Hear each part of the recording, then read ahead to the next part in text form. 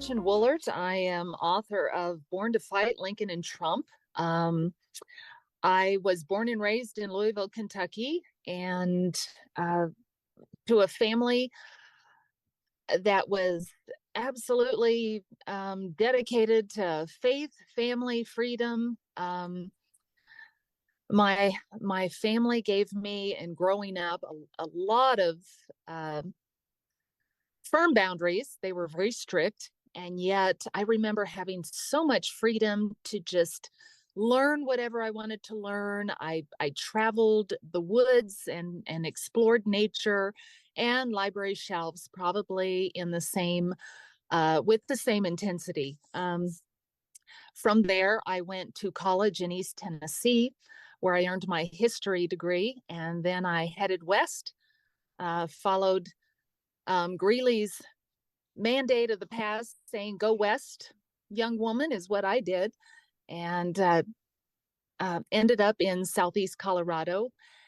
And I went back to school and earned an English degree at the University of Southern Colorado. Now it is Colorado State in Pueblo.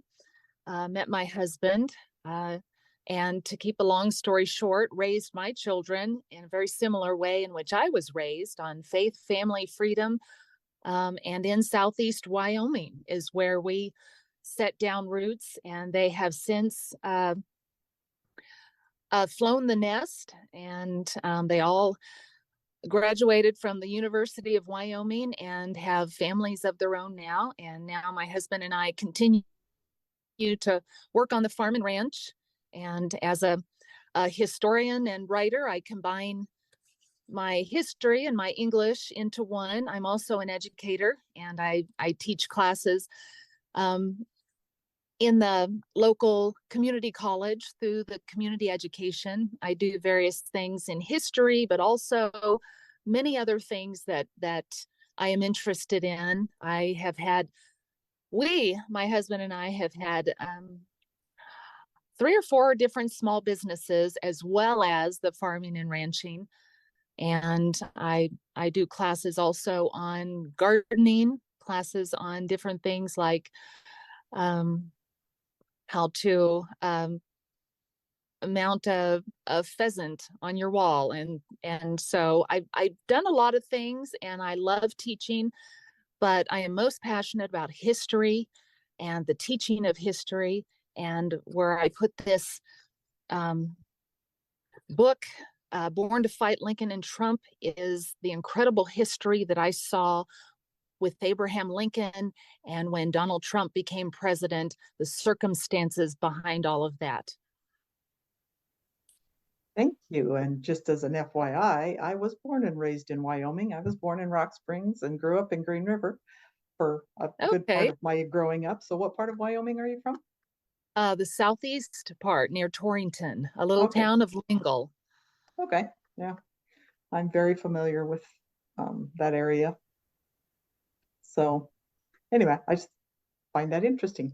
Um, so why don't you just briefly go into the whole premise of your book and share a little bit about what prompted you to write it, and also what your thesis is, make your case.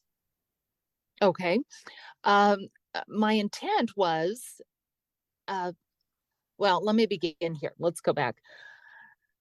It all started with the 2016 election. And what I saw, I knew a lot about Abraham Lincoln, and I noticed early in Trump's campaign, and then when he was elected, some interesting similarities. Number one, they both won with less than half the popular vote. Number two, they were both very tall with 10-year-old sons when they were elected. And number three, their first ladies were ridiculed by the press and Washington elites. And as I dove deeper into both their histories, I discovered a treasure trove of likenesses. I thought, could this possibly be true? Abraham Lincoln, anything like Donald Trump? And yes, after 4 years of researching and writing, I had 10 chapters filled with hundreds of similarities on so many levels. What I sought to do at the beginning was to actually reveal the men behind the myths. to discover the real person, not only who Abraham Lincoln really was, but also who Donald Trump really was. What shaped each man's character, especially that penchant for battle, including how they were raised, their personalities, leadership styles, as well as successes and failures. And my intent, I would say, in wanting, I want the entire nation to read this and really understand not only this historical figure of Abraham Lincoln, and even though what I reveal is actually the real common person that he was, not just this great American president, but that real man underneath. Um, President Trump spent his administration fighting constantly and daily a relentless American opposition while still accomplishing his America First agenda. And that wasn't unlike Abraham Lincoln, who battled literally an American opposition, the Southern Democrats' efforts to secede from the Union. And while he has his detractors, Trump has also secured a loyal following for standing his ground on issues he cares about, issues millions of Americans care about. And I believe he deserves an honest assessment of his presidency and its effects on our nation. I want to offer readers a deeper appreciation of American history as well. What we can learn from our past, what we can predict about where we are today. I believe history and the learning of it can be very predictive of where our nation may be headed in the future. And I hope readers will develop a deeper appreciation also for both Lincoln and Trump as American originals and presidents in very divided and turbulent times. Yes, I totally agree. They both were going back to our biblical roots a little bit and comparing not necessarily them to Esther, but for such a time as this. Exactly. I believe history is not made, first of all, by little things. History is made by great people in certain times, and it's made by great events in our past. And putting those things together is what has created, such a wonderful history, I believe, of America. Let me list some of those really similarities that stood out. I know a lot of people are thinking, well, what in the world can you find besides that they were presidents in such divided times? I don't think that's a stretch at all, but there are certain similarities that stood out, and there are hundreds and hundreds, but some of them included their ancestors were very ambitious, hardworking people with frontier spirits, very independent people. Both Lincoln and Trump were precocious and obstinate children. They both had charismatic personalities, which fed their showmanship tendencies. Lincoln actually could entertain large crowds of people wherever he went. And of course, Donald Trump entertains people on both sides whenever he speaks in front of crowds. They were both masters at media manipulation. Lincoln could use the media of his day to the very best benefit that he knew how, and Donald Trump actually used social media to the very best that he could in order, and Lincoln did this too, in order to get his message unfiltered out to the people. They both had a natural and sincere connection to the common people, even while they were in the White House. And I'll add, and this showed itself clearly during their administrations, which were marked by very, very divided and hostile elements, even, that Lincoln and Trump both had an unparalleled ability to fight adversaries confidently and with a never give up stubbornness. And they both had a laser focus toward that one goal, a return to American greatness. In the book, there are so many similarities like that.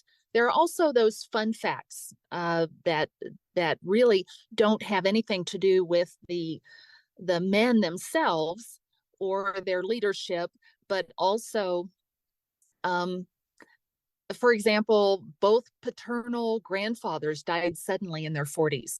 Lincoln's grandfather was killed by an Indian, and Trump's grandfather uh, succumbed to the flu epidemic of 1918. Um, Things like their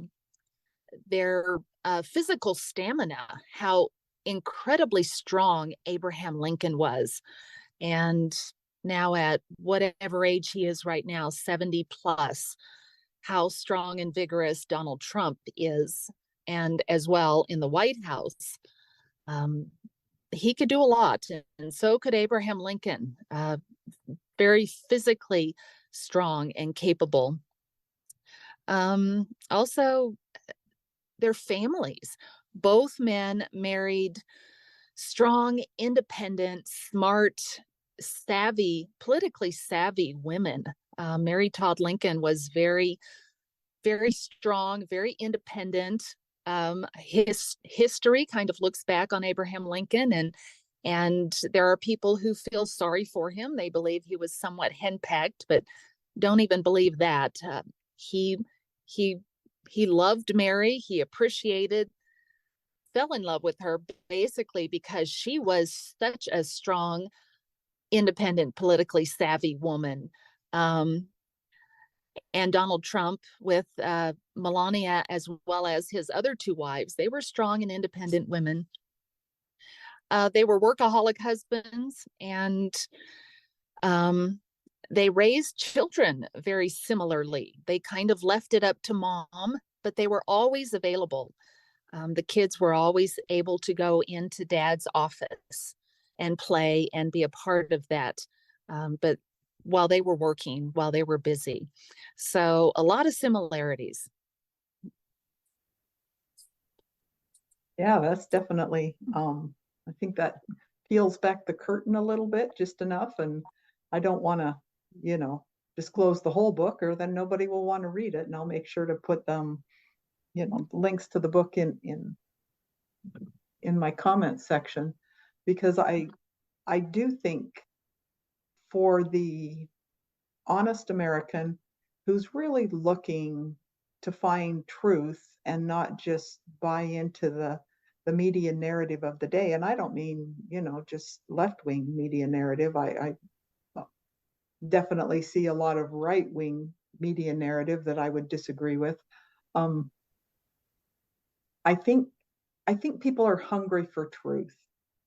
I think people are seeking out information, and I think when it's presented in such a way that doesn't come across as biased, because one thing I'm sure you probably brought out in your book, but is the first thing that stands out to me as a similarity between the two, is they were both very, and I use this word loosely, toxic. You know, I mean, the South was just waiting for Lincoln to get elected, because the moment he did, they were going to secede. Their hatred for him was so strong that they weren't even going to give him a chance. It was just like, okay, he got elected, boom, we're gone. And I feel that also happened with Trump. And I don't think it's because they were toxic individuals. I think it's just the toxic world that we live in. Whereas as soon as Trump, you know, won the election, and Lincoln won a surprise election, Trump won a surprise election, it's like, okay, we've got to do everything we can to destroy this presidency and bring it down. And even, people on the left nowadays will look back at Lincoln and say, oh, well, he freed the slaves. And many of them will say what a great president he was, and he saved the Union, and he did all these great things. But at the time, I mean, in my study of Lincoln, he was he was hated. And not only was he hated from people on the South, by the South, he was also hated from people on the North. Um, he just, it's like, how did either one of them ever win the presidency when there was so much hatred and animosity toward them? Do you have any thoughts on that? Well, definitely. Abraham Lincoln and Donald Trump, both when they were elected, of course, it was not expected. Uh, and when it happened, one of the biggest successes that I see for Abraham Lincoln is very similar, I believe, to the greatest success for Trump during their presidencies. The standing up against a political machine bent on destroying America. When the South seceded, they wanted their own nation. They were going to destroy the Union in order to have their own slave economy and nation. They were uh, just bent on having what they wanted. And Abraham Lincoln, his election was him standing up and saying, we are not going to go this route. You can't just do whatever you want. You can't have whatever nation you want. We are a group. And coming at it from a lawyer's standpoint, he said, two people in a contract, you can't just say, I'm done. It takes everybody to agree to that. So, we're going to fight this out. He stood up and stood in the way of them having their own nation the way they wanted it. And that's what Donald Trump did. He stood up and said, no, we're not going to go the route of socialist America.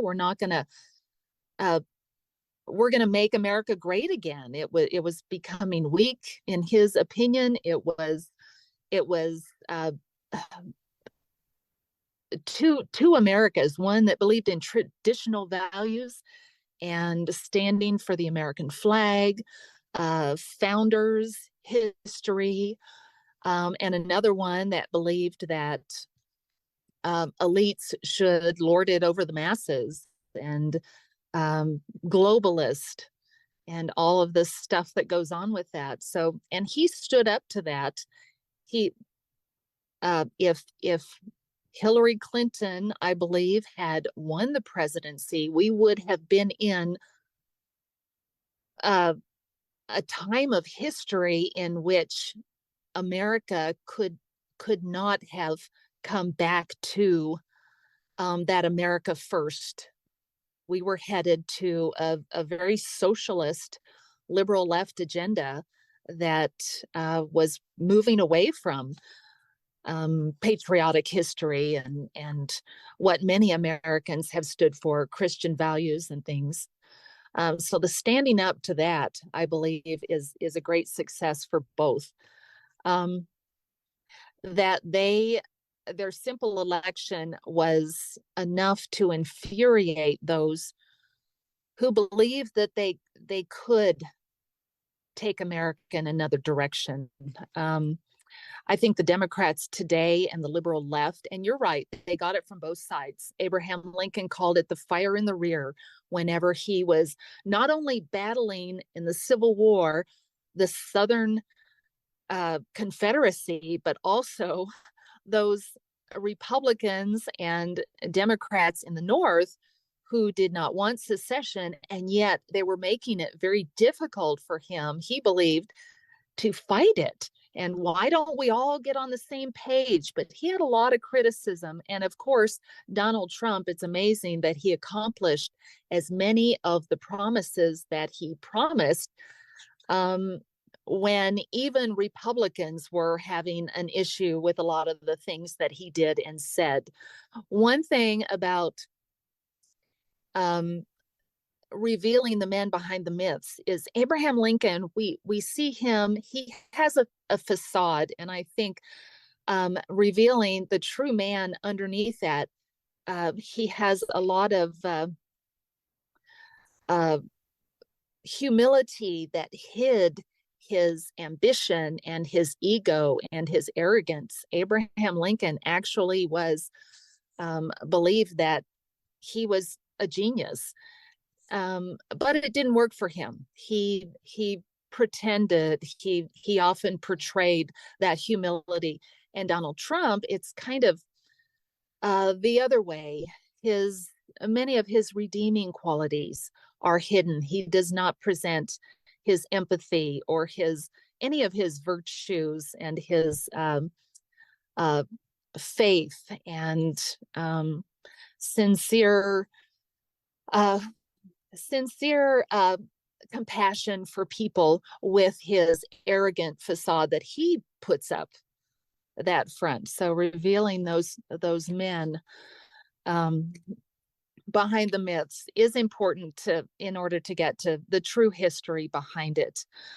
Um, yeah, but I think they both took it from both sides, and yet were able to accomplish the laser focus that they had was which Abraham Lincoln. It was bringing America back together again. Donald Trump, of course, his slogan, making America great again. So both of them were laser focused on that, and everything they did. Uh, some of it distracted. Abraham Lincoln distracted people all the time and frustrated them. His generals, McClellan called him a baboon or a gorilla, and just had complete disrespect for him because of the way he was. He would crack a joke, and a lot of his jokes were really not very clean jokes and stories. And he actually fought depression, and he said once that if I don't laugh, then I would cry, and that was a lot behind his humor. He was really a funny guy, and he kept people rolling with laughter wherever he went.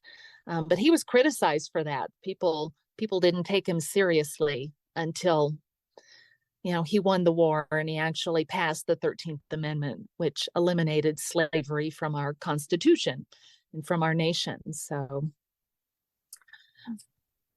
Yeah, I that think was conversely, with Donald Trump, a lot of people don't take him seriously. They are very frustrated by his personality flaws, which have to do with, you know, just attacking anybody and everyone. And why does he even go there? Well, Donald Trump is Donald Trump. He's spent a lifetime doing what he does. And the best thing he does is fight and accomplish an agenda that he's focused on. And a lot of people are distracted, don't take him seriously because of that just arrogant, irritating facade that he has.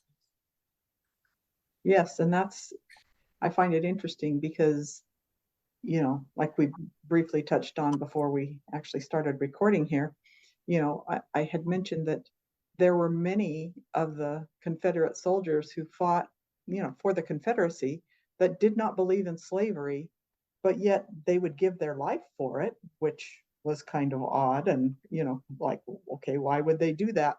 And I look nowadays, I believe that many people believe in Donald Trump's agenda, but they won't sign on to his agenda, and they won't, support him because of who he is, and because of, these personality, because of his personality. And I mean, I'll be honest, I didn't vote for Donald Trump in 2016. I did in 2020. But as he's entered the ring again, and as he's getting more vocal, and sometimes some of the brash things he says, I'm like, oh, please don't. But then I have to remind myself, you know, I may it doesn't matter whether I like Donald Trump personally, or want to go have dinner with him. What matters to me is that he accomplishes that agenda he has, and that he has laser focus on it. And for that reason, I will support him. And I think that, had media have been more prevalent, and back in Abraham Lincoln's day, if those soldiers who fought for the Confederacy would have known more, and been able to have more access to more information about the North and about Abraham Lincoln, and what they were really trying to accomplish, maybe things would have been different. I don't know. We can't go back and rewrite history. I'm not a believer in rewriting history. But I do think that, we need to look at things through a slightly different lens.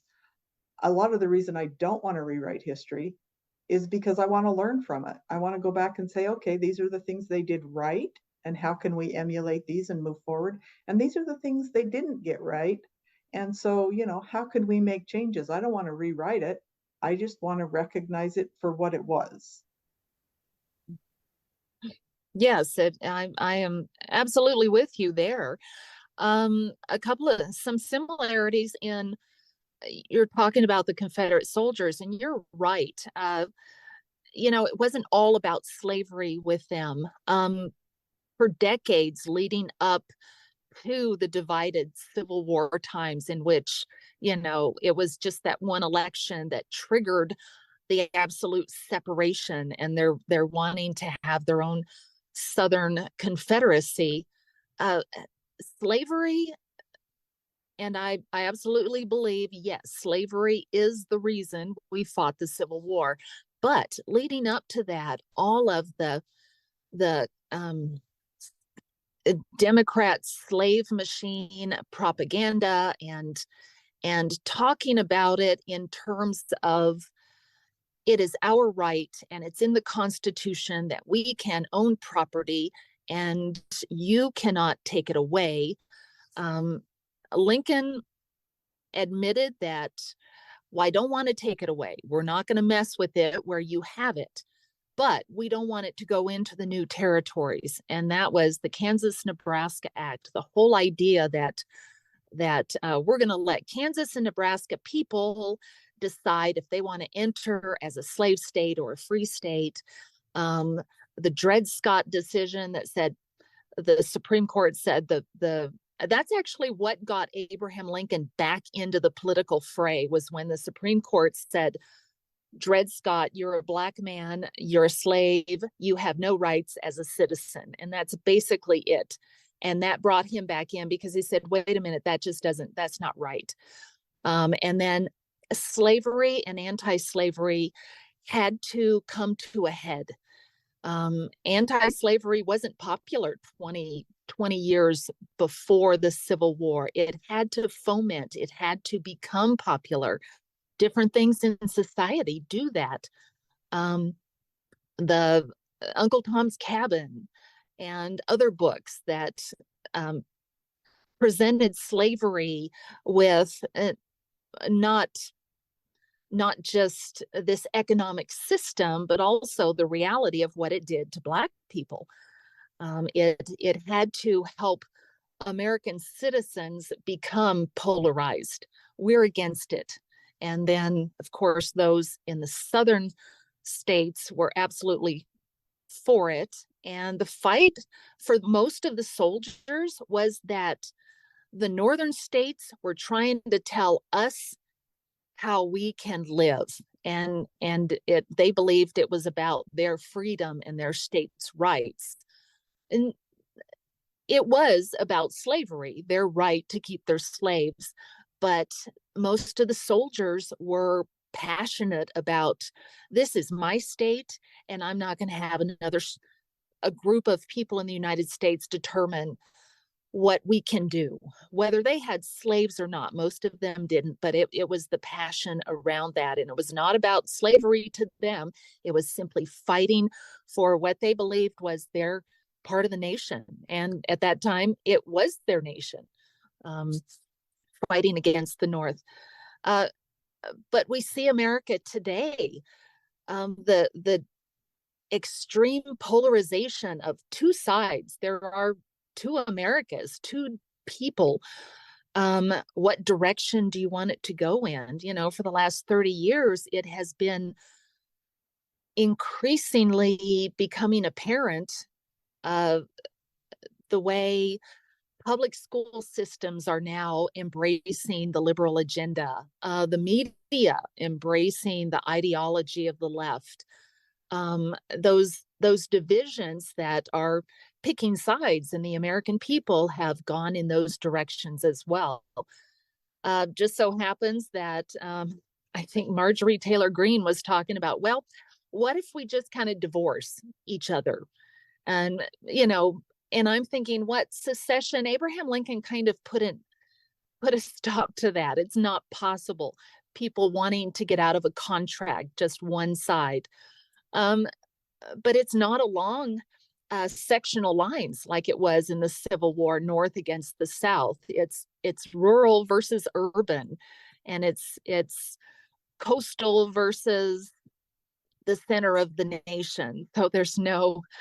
I thought it was kind of bizarre, you know, if we could divorce and then all of us can just kind of get together, but again, that would be doing something that history has already shown it's not a good thing to do. Abraham Lincoln put a stop to that, and I just don't think it's possible today to even consider something like that in our history. America, Abraham Lincoln put it best. He said, "A house divided against itself cannot stand. It will become all one thing or all the other. There's no possibility for the nation to stay divided." The crucial point was the Civil War back in the 1860s. In order to put the nation back together, one side had to be conquered. Abraham Lincoln presided over that. Our divided nation today, do we see a climax coming, that type of fight coming? The only reason the Civil War happened was because Abraham Lincoln, he stood up and said, we're not going to do this. He was elected, and that was his opportunity to say, we're not going to do this. He almost lost the nation in the interim before he was inaugurated, because there were Republicans and Democrats. Everyone was saying, you can't stop them from leaving. There's nothing we can do to stop them from leaving. And Abraham Lincoln said, no, we're going to stop them. And he did. He's really the only one person who had the power to do it. Do we have another person today who can say, wait, we're not going to take the nation in that direction? You know, Donald Trump stood up and said, no. He stood up and did it once. He had 4 years, and he's not done. He's still standing and fighting. I believe many Americans are wanting him to take up that fight again. They see where the nation will be going if he does not stand up, if someone else does not take up that stance and say no. You know, according to Abraham Lincoln, the nation will go in that direction. So there we've got history. And the Republican Party, Abraham Lincoln, of course, was the first Republican president. It was a brand new party. It was founded, among other things, specifically as an anti-slavery party. And it was the antithesis, pretty much, of the Democrat Party. Donald Trump, I think, is the Republican Party leader today. And I've thought back on history, because there are other things in history in which you've got someone who even the Republicans, many of them do not want him to be the leader. And that was the same with Abraham Lincoln. But we've got a Republican president back in the early turn of the century, Theodore Roosevelt, who was very progressive. He actually wanted to move the Republican Party, which historically resists moving away from the status quo. But Teddy Roosevelt wanted to do it. He wanted to fight for the American worker, to make working conditions better for just the everyday working man. And that was progressive for the Republicans. The Republicans of that time were big business, and that was the Industrial Revolution. And it was something Teddy Roosevelt did and said, I don't care if you, Republican Party, don't want me to do it. I'm going to do it because it's the right thing. But what happened was he ran again in 1812, and though he won all of the primaries, the Republican Party did not give him the nomination. And I think if And that was the fault of the Republican Party. But they don't want to go, he just rocked the boat too much. They didn't want him as their leader. And I see a similarity with Donald Trump. But one thing about Donald Trump is the Republican Party leader is, first of all, he has such a huge following from just ordinary American people. He's fighting for what he says the common man, for the America that he grew up with, for Christian values and patriotism. He interrupted the Democrats' slow, steady takeover of our traditional patriotic America by standing up. Just like Abraham Lincoln did, he revealed the deep state also and rhinos that are within the Republican Party. He's a political outsider. He confronted the GOP about not fighting back with equal intensity. He actually brought free speech back. It made a comeback under Trump. He spoke openly against political correctness and cancel culture. Simple things like saying Merry Christmas. How many of us thought that was a thing of the past during Barack Obama's presidency? He awakened the nation of Americans who believed that their values were being demolished by a government that no longer was of the people. And Trump showed the Republican Party actually how to fight. He set the example for new leaders to stand up against the liberal left and corrupt government. Even those in his own party. One thing about Donald Trump, he doesn't care who you are. He is the least prejudiced person ever. It doesn't matter what color you are, what race you are. If you're wrong, if he thinks you're wrong, he's going to nail you on it. So he's very transparent that way. A lot of Americans actually believe that he's one of the most transparent and honest presidents in our history, simply because whatever he thinks comes out his mouth. So take that for whatever it's worth. But he showed the Republican Party how to fight. And I believe we have new representatives in Congress that learned from Donald Trump how to stand up and simply, fight with equal intensity, whereas the Republicans would tend to not want to rock the boat. But I think he's the national leader who is most feared by the liberal left. He can accomplish great things in the midst of chaos, opposition, with that laser focus we already mentioned. He already has behind him a slew of promises made, promises kept, and he's tireless. He will never give up because that is the kind of man he is. It's the kind of leader he is. He's a master negotiator. He wrote the book on it, and he built businesses on it. And he's a fighter.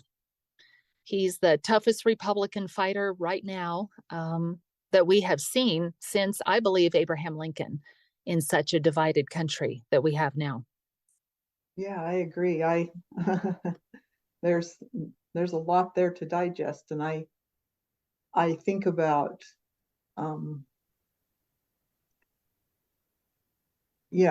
Marjorie Taylor Greene's statement, that we need a divorce. And there's a part of me that's like, yeah, I mean, there comes a point where you just can't, you have irreconcilable differences, and you can't, it's like, how are we ever going to come together?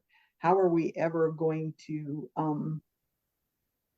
be able to reconcile our differences? I know that the period of Reconstruction after the Civil War was not as violent in terms of people dying and all of that type of thing, but it was every bit, if not more, tumultuous than the war itself.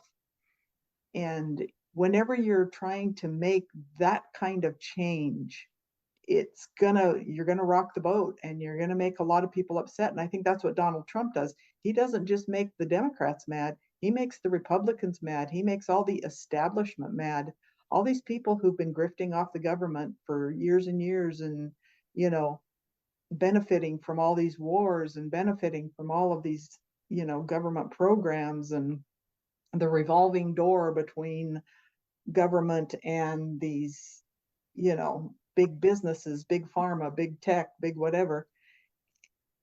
he calls people out on it. He's just like, hey, this is what's going on. And so he's up against tremendous opposition, and it does take a special kind of person. I heard, and I don't know the exact number, so I could be wrong here, but I believe within the last couple years, he has been engaged in over 100 and some different lawsuits of people filing suit against his family personally, um, and professionally, his business, and his family members who are just criticized at every turn. you know I just think, oh my gosh, I certainly don't have the backbone to do that. And what little bit I am asked to do is sometimes more than I think I can handle. So I don't know, what the answer is. And I hope your book maybe sheds a little light into what the answers are, because even though Reconstruction can give us somewhat of a model for, rebuilding, I do know that it was in the 1980s I went to Atlanta. And I mean, coming from the North, basically, I mean, I was from Wyoming and Alaska. I didn't consider them the North. I consider them more Western states. I didn't really understand the depth of hatred that existed. And this was in the 1980s, and I went and visited some Civil War sites. And these people in the South were speaking as if the war had just recently ended, and they still held a lot of hostility and anger toward the North. And it took me a long time to really understand that, until I live in the world where I do today. And I find that although I 100% totally do not agree with slavery, it needed to be abolished, I'm on Lincoln's side, I understand the South. I feel like my state's rights, my sovereignty is being violated by people who want to pass laws that will force me to live a way that I don't want to live, and that will impede my ability to um, achieve the goals and dreams that I have set for myself, because of their heavy-handed regulations and taxes and things like that. So, Right. And just learning from history, thinking about you saying, well, the South, a lot of them were still very, very prejudiced and very bitter. It was a tough pill to take. They lost the war, they were conquered by Abraham Lincoln and his army. And we can look in history. There are places where we can see that. World War One, Germany was conquered. The reparations and the things they were forced to do, you can see the humiliation in that. People don't let go of it quickly, and Germany did not. It festered, and the economic crash that happened um, was just ripe for a leader like Adolf Hitler. Winston Churchill saw what what could become. He is one who really learned from history. He saw World War One, and he tried to tell everyone, you guys are setting this up for another huge conflict. And he was a great historian, and but no one listened to him. Of course, when we go through living our lives, we don't see necessarily what is going to happen today. With the 24/7 news cycle, we're so distracted. Not only the people who make the news, who report the news, who spin the news, they're on to the next day by the time something happens, and we're all distracted by little sound bites. But learning from history is important, and it's critical, but so few people do it. If only more people would do it. But as far as bringing our nation back together, we could look at history there too. Our nation has been here before, in a place where there's a divide. And can we even name one commonality, one thing that is similar between the two American peoples, and where they want to go, and the leadership of such? And is it possible? Or does there need to be a conflict and one side has to be beaten? It's we can look at history and conjecture about it and see where our nation might be headed. um, it's just it's there, and I personally believe there's going to be a great conflict. I'm not sure in what form it will take, but I don't think it's possible for the nation to come together. I think it needs to be like in our American history. The Civil War happened in order to fight for one side, and it came out victorious, and that may need to happen again, Yeah. 150 years later. Yeah. And I think, well, and I see a lot of different, things out there, like Marjorie Taylor Greene's solution. And, I can see that to some degree, as I heard her expound upon it a little bit more and explain exactly how she thought it would work. And I thought, yeah, well, there's possibilities there. But the other things that I see are like the eastern half of California is really close to saying we want to be New California. And, the eastern half of Oregon is like, we want to be part of Idaho. And the southern part of Illinois is like, we want to break away from the northern part. And the And my western part husband of, is from Colorado, and the entire eastern part, east of the Front Range, want to be their own nation. And we can look at history there. West Virginia, well, West Virginia broke off from Virginia because they were not a slave holding part. They went with the North, but it took the Civil War and kind of some finagling to do that. So I'm not sure anything like that can happen today, but it's interesting to think about.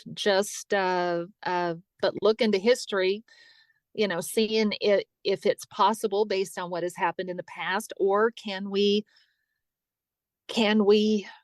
uh, cover new ground? yeah, California is actually following the West Virginia model. Idaho and Oregon kind of have a slightly different model. They're kind of incorporating Washington into that. I guess that part of it would just be absorbed by Idaho. But, there are different ways of doing it. And what that would do is, I mean, honestly, it would upset, because we are not a democracy, we are a constitutional republic. That would really upset the balance of power as it currently exists, which would, in essence, raise tensions significantly. But I think just the mere fact that these things are happening, and then of course there's Texas, and they've been talking about this for a long time, is like, no, they want to totally break away from the United States and become their own country. Well, that's happened before.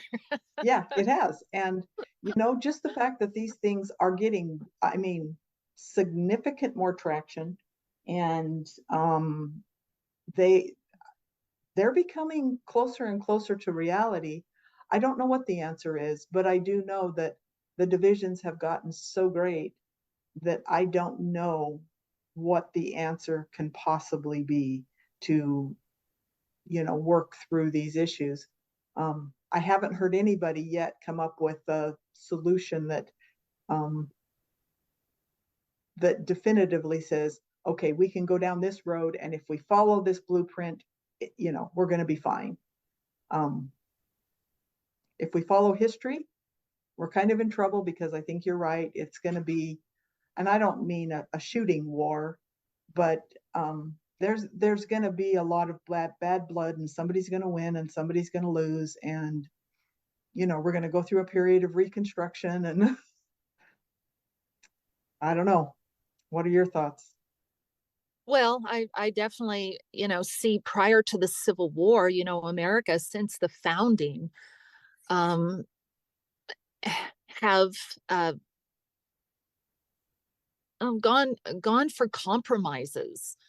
One state would be entered as a free state, and then it would be offset by another state entering as a slave state, so that the balance of power over decades and decades uh, was there were compromises. The Missouri Compromise, that slavery would not go north of this line. And then, more territories moving out to the west. It's simply, compromises. Our people are used to that. It's politics is used to be basically compromises. It still is to a certain extent, but it reaches a point where, okay, we're not going to compromise anymore. We believe, and Abraham Lincoln basically reduced one thing he did, and it's exactly what Donald Trump does. He always tried to reduce whatever the issue was to its simplest terms so that the American people could understand it. And he basically, in his famous debates with Stephen Douglas and whatnot, he said, slavery, you believe it's right and ought to be extended. Slavery, we believe it's wrong and should be contained. And that was basically what the Civil War was about. He reduced it to those terms. But there was no more compromise. At some point, the Southern Democrats, slaveholding, plantation economy, they said, that's it. We're not, we can't have our way. We don't think Lincoln is going to let us have our way. So we're going to just decide to do it our own way. If we're at that point, I think history does teach us there is going to be some type of conflict. Either the America as we were founded and have come to this point, it's either going to disappear under leadership that wants the globalist socialist society, or the American founding patriotic Christian values is going to somehow prevail. So, I don't want to predict something, but I think it is coming to that point. One side is going to win, and it's going to be a fight. What nature that fight takes on, we don't know right now. The left is trying to make the word fight mean something completely different than we believe it is. Standing up and saying we're not going to stand for this, I call that fighting. They're trying to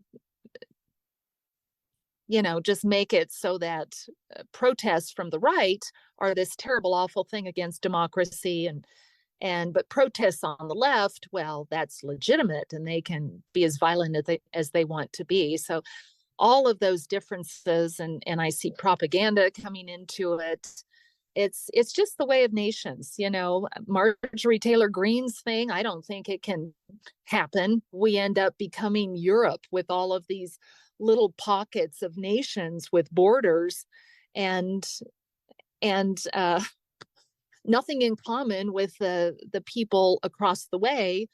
I just don't see that happening. It's interesting. It'll occupy people's thoughts and minds for some sound bites, but it's a fight. It's a fight between two different Americas, and the one that wins is the one we're going to leave to our children and our grandchildren. I think it's really as simple as that we are at a point in history that is similar to the Civil War and what Lincoln fought. Yes, I agree. And on that note, I think that's where we can go from here is, I agree. One side's going to win and one side's not going to win. And it's going to be a period of reconstruction and a period of rebuilding. And that's what we're going to leave our children. So I hope that the outcome, that it's something that we can be proud to leave our children. I agree. So I'm with you. I like people with backbone. I like people that are fighters. I like people that are willing to stand up for what's right. And so we'll see where it goes from here. But yeah. What's the name of your book again? It is Born to Fight, Lincoln and Trump. Okay. Yes, and I assume it's available on Amazon and It is, yes. Yep. okay. Okay, good. Well, I encourage everybody to get the book and read it because I think, there's a lot to be learned whether you support Trump and whether you believe that he has a lot of similarities to Lincoln. I think there's just simply a lot of history that we can learn from. So thank you for your time today. I appreciate you taking your time to talk with me. Thank you for having me anytime. I really enjoyed it. All righty. We'll talk to you later. Okay, thanks a lot. Bye.